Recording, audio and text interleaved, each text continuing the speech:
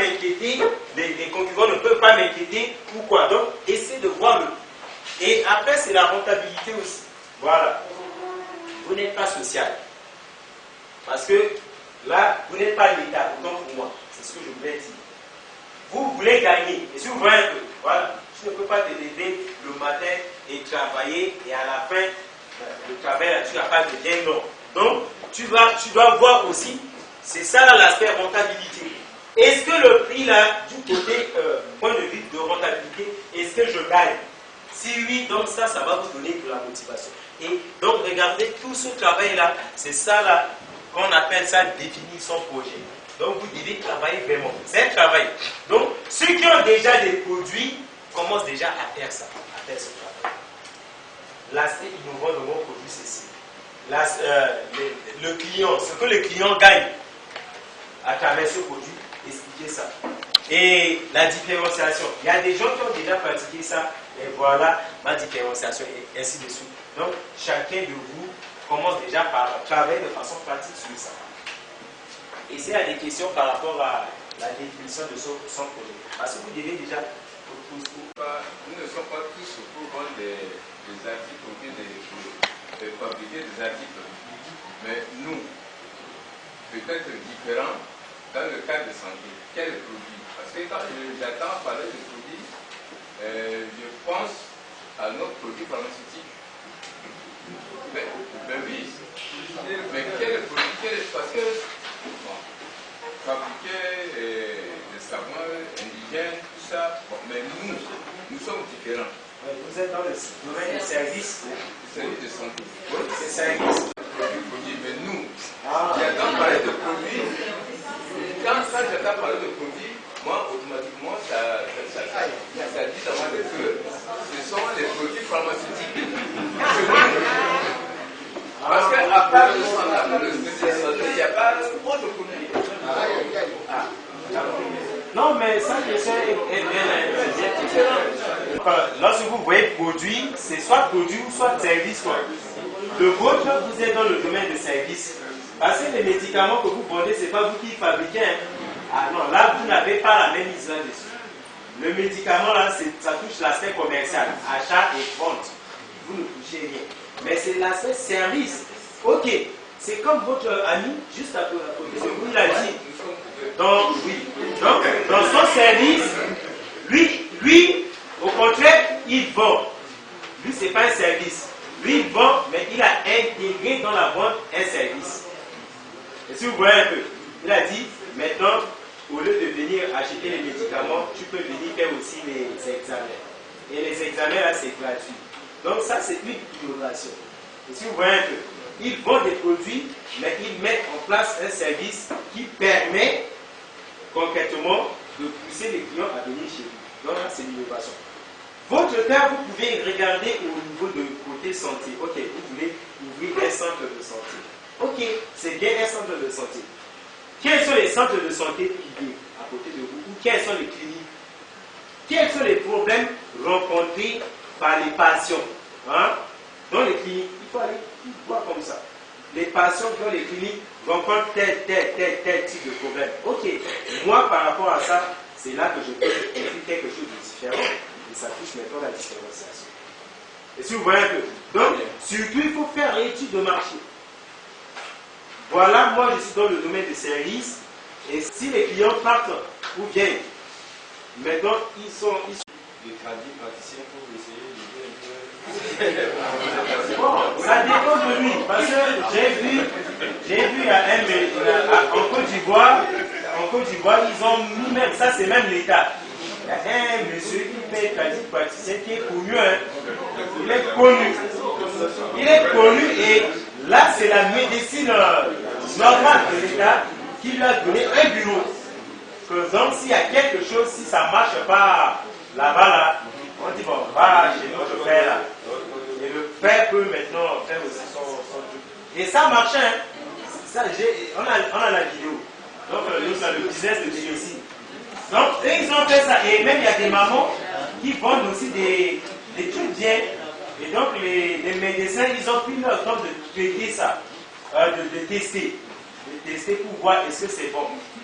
Et maintenant, ils ont recommandé ces tradipraticiens. Mais ça dépend. Il peut voir ça. Parce que peut-être ces tradipraticiens peuvent aussi le concurrencer. C'est possible. Ils peuvent aussi aider à surtout les hommes qui ont des problèmes d'éjaculation précoce. Mais c'est vrai. Mais vous savez, c'est ça le vrai terme. C'est différent. Lui délégué.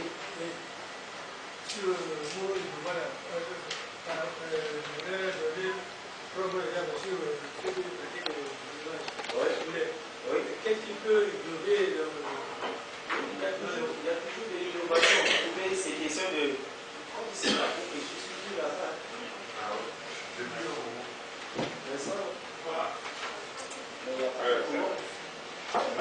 C'est le groupe qu'on utilise.